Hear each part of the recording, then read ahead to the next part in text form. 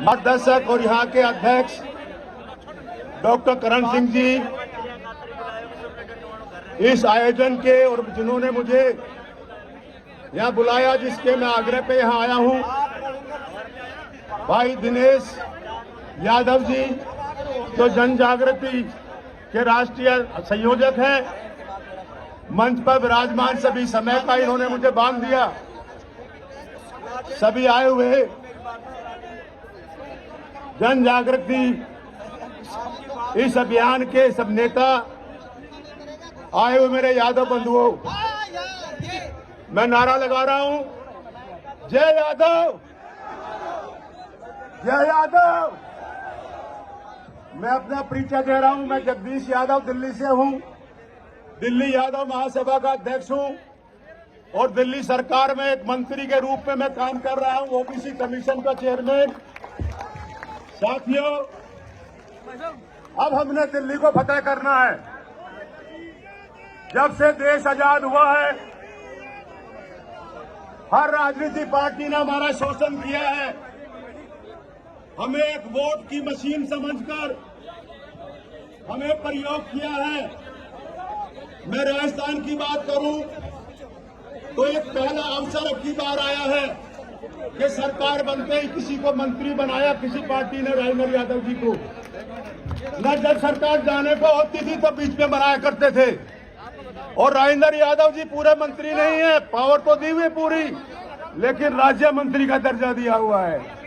यह हमारे समाज की जो है वो सम्मान नहीं, अपमान है। ये मैं आपको कहना चाहूंगा कि राव वीरेंद्र जी के बाद एक समय कांग्रेस में तो ऐसा था कि हमारा केंद्र में एक भी मंत्री नहीं था यादव समाज का, और आज जो सत्ता में पार्टी है उसने जाके अब भूपेंद्र यादव जी को केंद्रीय मंत्री बनाया है।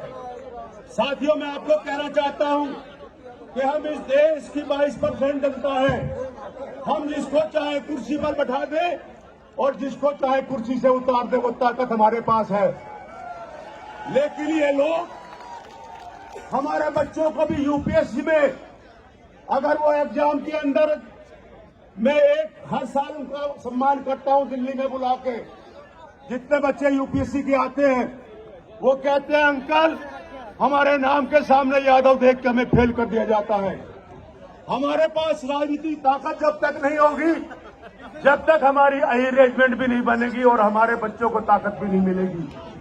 हमें आज यह खड़ा होकर मैं आपसे यही कहने आया हूं कि जब जब इस देश की भारत माता पर कोई आपत्ति आई है, देश के ऊपर किसी ने हमला किया है, हमारे जवान ने आगे बढ़ के इसकी रक्षा की है। मैं कहना चाहूंगा, चाहे वो कारगिल का युद्ध रहा हो, चाहे वो रजांगला की लड़ाई रही हो, हमारे किसी सैनिक ने आज तक पीठ में गोली नहीं खाई। उसका सबूत योगेंद्र यादव जी हमारे सामने बैठे हैं। इनको देख सकते हो, 18 गोली छाती में खाकर इस देश की आन बान शान को बचाया है। और जहां यादवों की बात आती है, दिवाली का दिन था जब कारगिल का युद्ध हो रहा था, हम लोग दिवाली मना रहे थे। हमारे सैनिकों को ये कह दिया गया, कुमाऊं रेजिमेंट में जो हमारे सैनिक आगे बढ़े थे कि आप लड़ाई लड़ने में सक्षम नहीं है, पीछे हट जाइए। हमारे जवानों ने कहा कि जब यादव था, और हम ये सौगंध खाते हैं धरती माता की कि हमारे किसी जवान को शहीद होने के बाद देख लेना, किसी की पीठ में गोली नहीं मिलेगी, छाती में गोली मिलेगी। और हमने इस देश की आन बान शान को बचाया है। हमने कभी देश के साथ देशद्रोह नहीं किया। लेकिन आज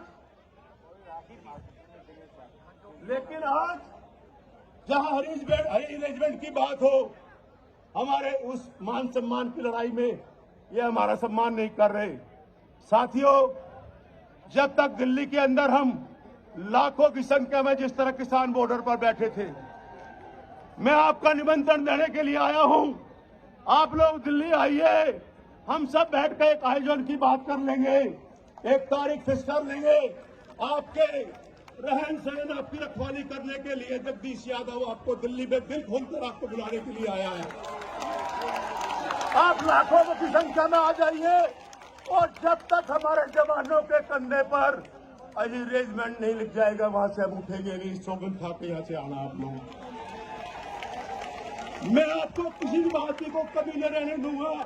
रहने से लेकर आपकी हर व्यवस्था आपकी करूंगा, लेकिन सोगत खा के आप आएंगे और जितने लोग आप आएंगे अकेला दिल्ली में